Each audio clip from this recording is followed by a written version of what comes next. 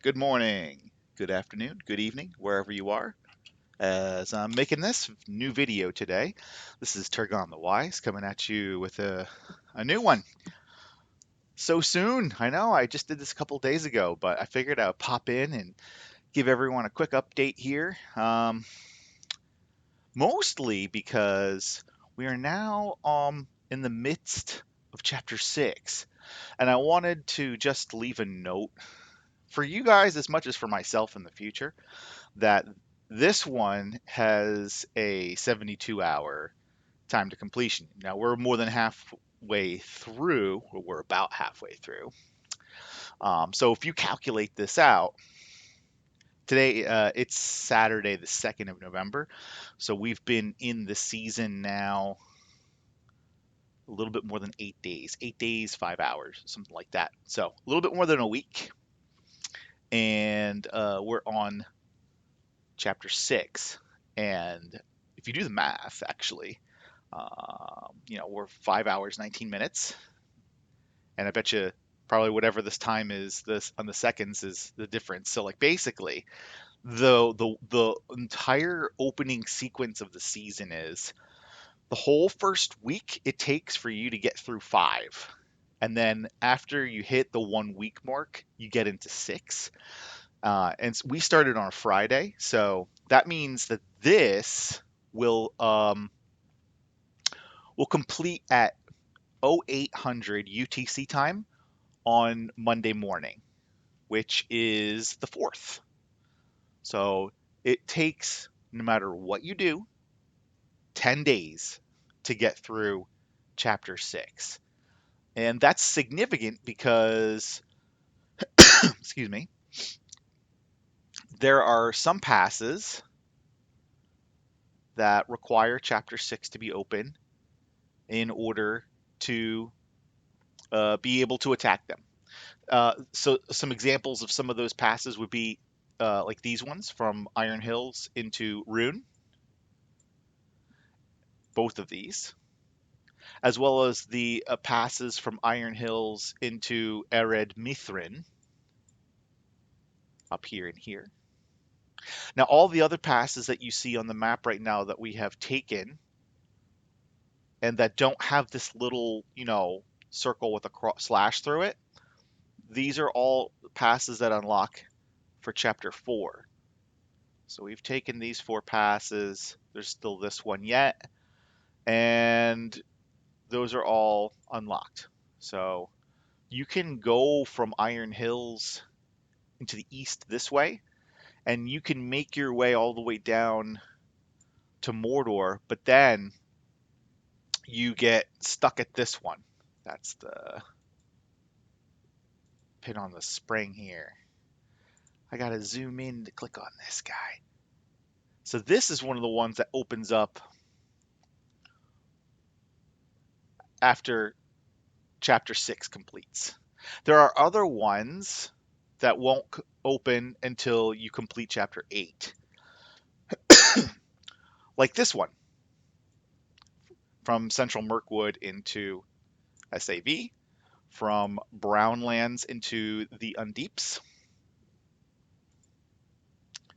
These guys are so cute. And then also from Undeeps into Celebrant. And I would assume over here as well. Yep, chapter 8. So you cannot get into the center of the map until chapter 8 completes. Now let's take a look at that real quick to see. So we have this one. After chapter 6 completes, we'll be in chapter 7. Now, occupy 50 control points in total across the whole server. We'll see how long it takes to do that one. My guess is going to be it's going to be another 3-day one, which would take us from Monday 0800 UTC to Thursday 0800 UTC. And then for this one, maybe 24 hours. And that takes you to 2 weeks into the season to get through chapter 8. That would be like, some like a logical assumption, right? 1 week to get through chapter 5, and then a second week to get through 6, 7, and 8. And then you're kind of off to the races. I think there's also seize control at the end of the countdown. I'm pretty sure this is like a week. So this will take you through week 3. 9 chapters, 3 weeks. That's my guess. And then after you finish that week long one, then I think these are ones that you can complete just as you meet the criteria. 3 significant control points in total. That'll just auto complete after 9 completes. And then DG opens up. So like basically you're waiting for this countdown to go down, because by then if any kingdom doesn't have 3 significant control points, then that's an interesting season right there, because either the server is extremely weak and no one was able to do it themselves in 3 weeks, which is a really long time, or there is a lot of really good action on the server, and not one group, is significantly stronger than the other groups enough to be able to capture 3 significant structures. Because remember, significant structures is not just any old keep. It's, a keep like Burskala here, or Erebor. There's actually a list of these in game. If you go into the season tab and then you go to target and then you go to regional control and then you click on this, these are all the significant structures that are available. So you get 12 in total. So one group needs to lay claim to 25% of the significant structures available on the map. And some of them are surprising and some of them are not. Like, I am myself, just from like a lore perspective, I'm kind of curious why they would do Rydersburg as opposed to Lothlorien, which is Karis Galathon, which is a pretty big, you know, stronghold for the elves in the lore. You got the Greyhavens, so you would think that they would have Karis as well, but maybe they're considering Karis about the same as Eregion, which was, Celebrimbor's stronghold. So maybe they're thinking Celebrimbor and Galadriel between Eregion and Karis Galadon are like, kind of comparable in strength. And then you've got the big, you know, uh, elven strongholds like the Greyhavens, which was where Gilgalad dwelt, and Rivendell, which was Elrond's um, city. They're considered significant structures. And the other way you could probably think of it is, well, okay, well, like it's probably 2 for each quote unquote race in a way. So, they've got Greyhavens and Rivendell, that's there too. Men have Minas Tirith and Edoras, but then they also have Rydersburg. Rydersburg has to be men too. Why do they get 3? Uh, Maybe they get 3 because the dwarves only have Erebor, so they like balance that shit out somehow. Um, I don't know. It's interesting. Oh, well, maybe Berskala is considered. Uh, like maybe I'm just thinking about this wrong altogether. I'm thinking about this too much from lore, and they're just kind of spacing these out. Because, like, remember, if you look at the map, excuse me, um, if you look at where the positioning of all these things are, I've got boop, 1, 2, 3, 4, 5, 6, 7, 8, 9, 10. What am I missing? There's 12, right? DG considered one? 13? And then this one, Southern Ravanian. I missed this one. What's this? That's Rydersburg. So Rydersburg, Rivendell, and Berskala are kind of the inner significant structures, and then you've got like these outer ones like Carndun, Gundabad, Erebor, Kindland, um, Barad-dûr, Minas Tirith, uh, Edoras. There's a lot of just open land here with no significant structure.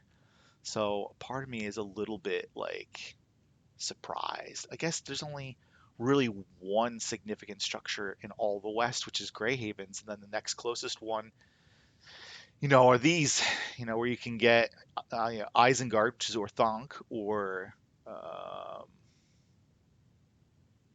Rivendell up here. I'm staring at Ariador and realizing that like Ariador is Rivendell and Eregion basically, and then all of these like Manish territories that were the kingdom kind of Arnor. You got Numinos out here and Bree and Fornost and all of them, and then these other keeps up here for like Trollshaws and Rudar and stuff like that. So um, yeah, the west is just a huge, massive farmland, and then you've got all of this stuff on the east side of the map, and that's one of the things that's really interesting. Like, if, looking back over, like, this is what my fourth or fifth season with Yudes now. The first season I played with them, we did an Arad Mithrin spawn, and we faced Jedi and HOTD, and then the next season we went up against Meta Chaos, Pran, and Lame with gods, Hylill and Order, and we did the Darklands. And then the next season, or did we do Darkland? I don't think we did Darklands. Maybe we did Land of Five Streams and Gods did Darklands. I can't remember off the top of my head. I'll have to go back and watch that video, but I'm pretty sure we did something like that where we partnered with Gods for the first time and they did Darkland spawn and we did Land of Five Streams. I think that's what we did. And then the next season we did the West. We spawned out here for like Enid Waith or Blue Mountains or something. Probably Blue Mountains, and we took Grey Havens and did that whole thing against God's Dobie Debt, Eilil, all them, all that. That was that season. So it's been interesting moving around, boop, boop, boop, and then last season we did the Darklands. Um, so we've had kind of two seasons down here. Now this season we're up here in the Iron Hills. So it's been cool kind of doing different spawns and getting a feel for different sides of the map, especially, with the way that the map is now set up. Like we did some fighting up here. You can see, Yudes and Iron have been doing a little bit of some skirmishing in Central Mirkwood because there's nowhere else really on the map to go. So like they unlocked, their pass over here and made their way over to Burskala, and we've opened up our passes and gone to Burskala, and we've had a little bit of fun fighting there. And now we're just kind of working our way down, and like from a farm perspective, the east looks open, but probably all of the level 11, 12, and well, there isn't really any 12 or 13 tiles in the east. I don't think really at all. It's pretty much 10s and 11s, and all of them, at least all the 11s that I have found, have been taken already. Pretty much almost up until this river prior to um, Kyneland, because I've noticed some players have been really savvy and figured out that you can use eagles to jump over this pass. So they've just been farming all the big tiles with eagles over here in the east. Um, Meanwhile, as a group, we've pushed all the way down through here and are now making our way into Ashen Plains. And I mean, I feel pretty comfortable just with what's going on with the map. It's I feel more comfortable than I was the other day, because the other day I was like, why did they do this? This is so irritating. And I'm still thoroughly irritated by it because I think it really, really it just tampers the, like it's a war game and it just doesn't feel very organic. It's so like staged now. Um, but it is what it is, and you work with the cards you're dealt, right? So hopefully at some point maybe they consider changing this a little bit. I don't know. I guess they're trying to make it so that the first half of the season isn't like like they're not like some big teams like a Utes team couldn't just like go straight from there to the ring and end the season in like 2 weeks or whatever. They've applied these guardrails to try to make the season at least somewhat interesting for like 3 weeks. Like you can't open DG in less than 3 weeks. And you can only go to certain places all throughout the map in 3 weeks. So I guess when you look holistically across the season, these changes make more sense to me now, and that's okay, I guess. I think now what we need to do, and again, this is something that a matchmaking system could address, because like in my mind, like people are probably thinking like Turgon, when you talk about a matchmaking system, what exactly are you envisioning? So like what I would envision would be a server like you sign up, like you finished your season, you're in bag end, you've finished recruiting, your team is full, and you're ready to play. You sign up for a campaign, whatever it may be. If it's NRP, then you're probably going Tactics Evolved, Rebuilding Glory, or Rings of Power. If you're doing RP, then probably just Tactics Evolved or Rebuilding Glory. You sign up for your campaign, and that's it. You get a notification when the server's ready to go. You don't get to plan what faction you're going to pick. It's going to assign it for you.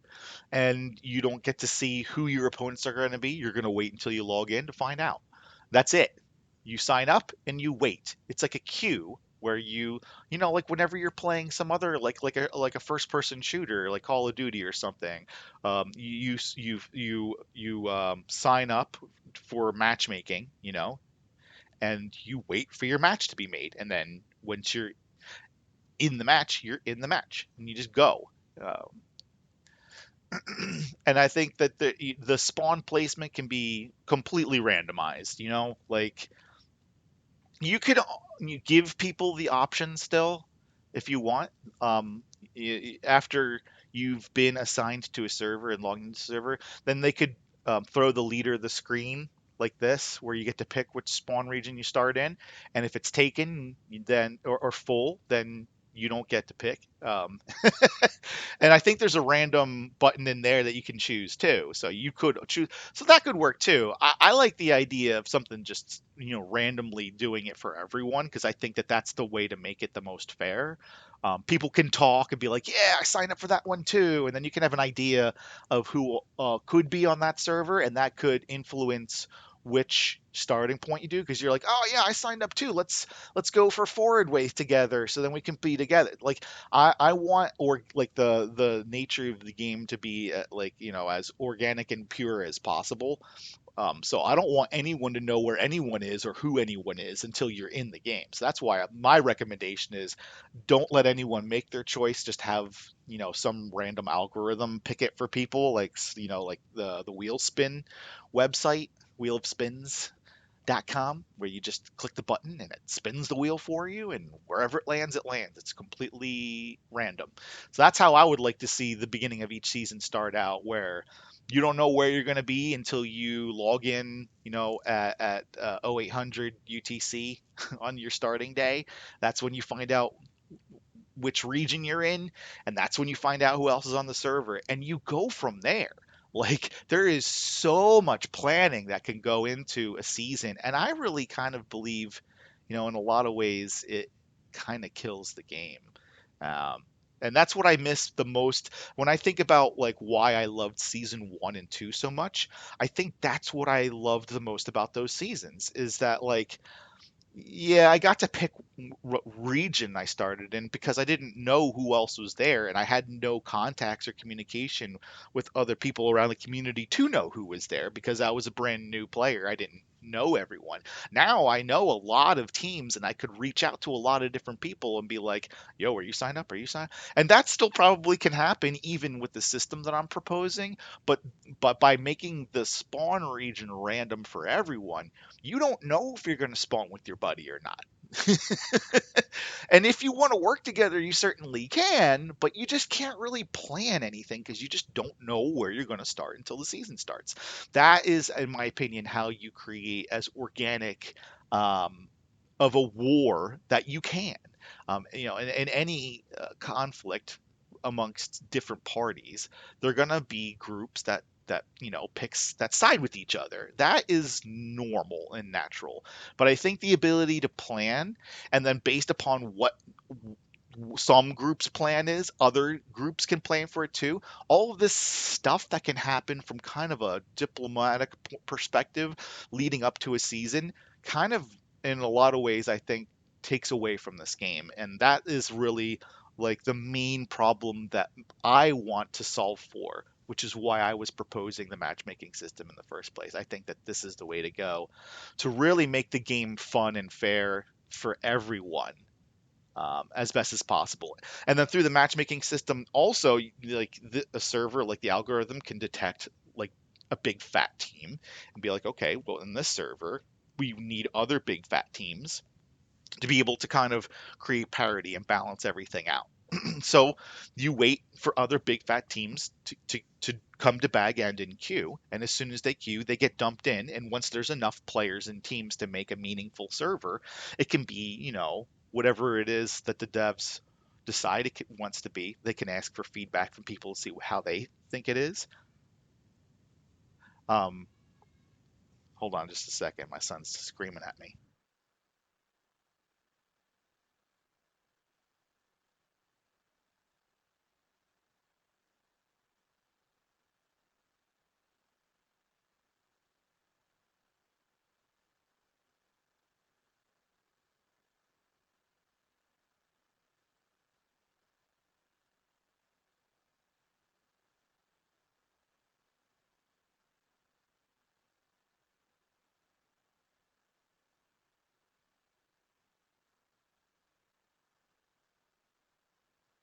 I'm so sorry about that interruption. Just need to take care of my little guy for a quick minute there. So yeah, just getting back to what I was saying, and I'm gonna wrap this up because there's more to be done as a parent here. Um, that's how I would like to envision. That's my solution to this kind of conundrum with, like instead of applying all these guardrails, I mean, you can keep these too if you want, if people like it, but you can create some sort of a feedback mechanism so that people can kind of weigh in on how they feel about sort of these things before you go and develop and test and implement it and such. But I think a matchmaking system would be great. You get all of those big fat teams together, and then they're going to have a lot of more fun fighting people of the same caliber. And then the smaller groups aren't going to have to deal with being on servers with fatties like us, and just getting completely melted, like as if like they never played the game. Like it's got to be so frustrating.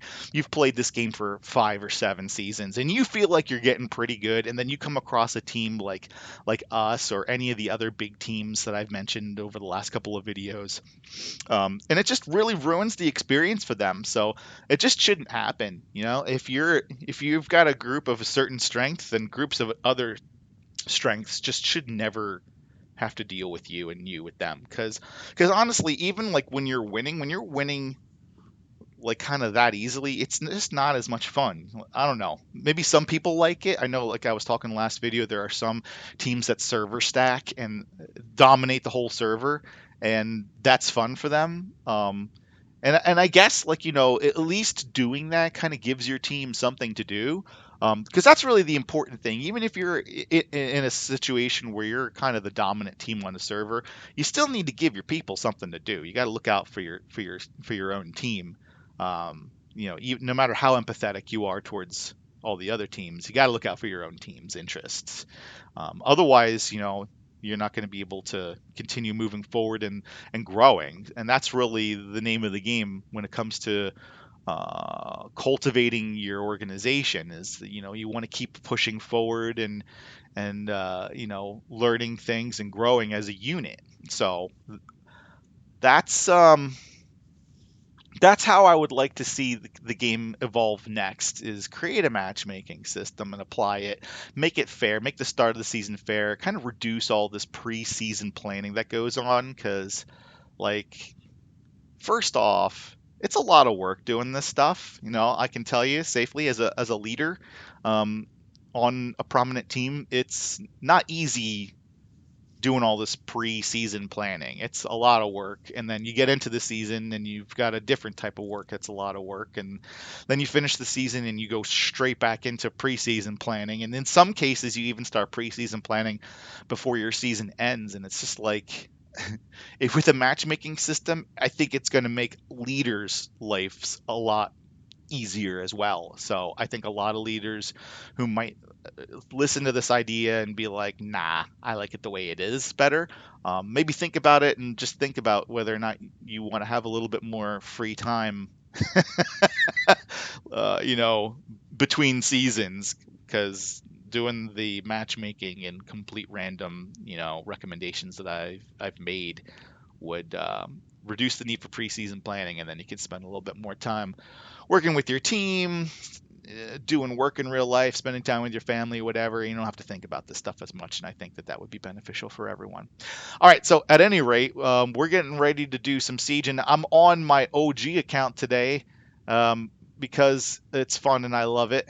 And let's see, I just wanted to show some of my commanders on my OG account. Actually, instead of going to the commanders tab, let's look at some reports here,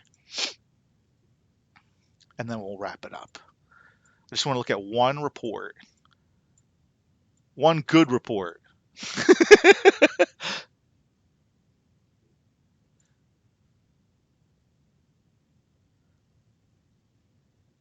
That's nice. I like this.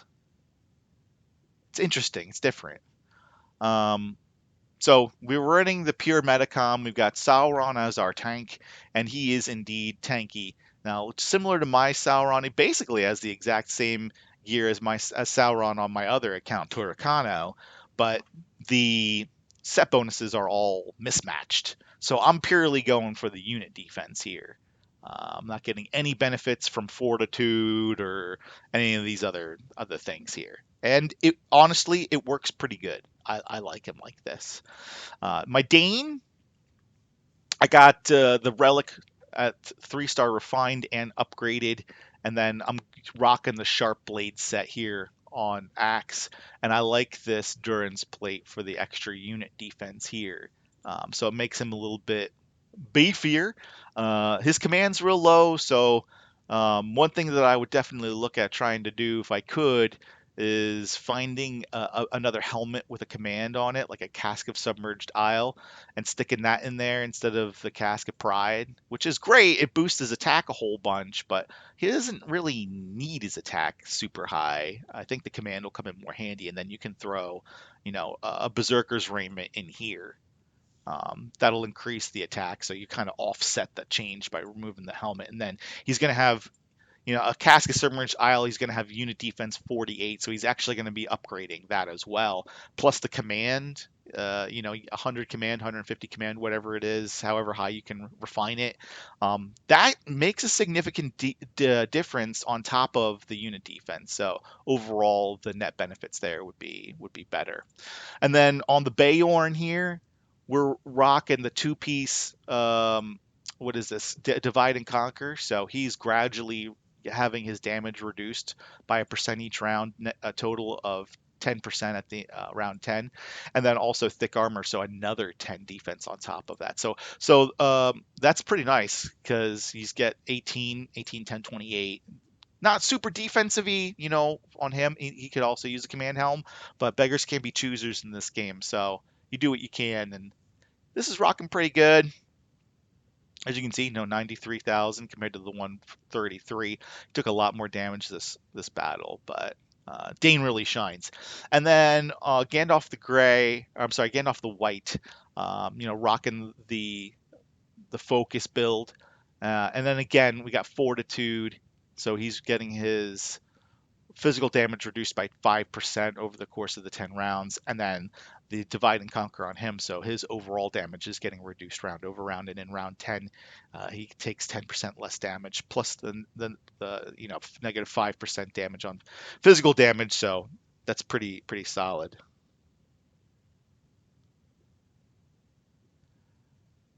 Yeah, so really liking this formation. It's a good strong main formation. um, And you can see we had some fighting here against Iron, just for fun. They're our partners this season, and they're doing well. I mean, the servers is overall doing well. You can see here. I'm sorry, I hit the season button again, and I meant to go to the leaderboard and show you from a fellowship perspective. Here we are. We're up 2.9, 2.4, 2.2, 2, 1.9. So they're catching up slowly but surely. And maybe at some point we'll all get to actually meet each other and fight when the game allows it in week 3 or whatever. Well, hopefully at some point this week we'll get a little bit more action. Um, Immortal, or we'll kind of see if we can snake around to the center of the map. That should be fun, and see if we can meet some new friends. All right, my friends. Oh, and also I love that they show our battery here. That's a huge change for me. It really, really makes my life, it's quality of life. It's huge quality of life improvement there. So, thanks to the devs for that. But hope they'll consider the matchmaking system. What do you think about the matchmaking system? Leave me a comment down below. I want to hear your voices. A couple people have reached out to me after my last video. Thank you for doing that. But I would still love to hear from more of you. So feel free to reach out to me over Discord, Turgon9699, and I want to find out what you think about the game if you're seeing this video. All right, my friends, time to go be dead. Thanks so much for taking the time to watch my video. I appreciate you, and I wish everyone well. Have a great weekend, and I'll talk to you soon. Turgon the Wise, signing off. Cheers.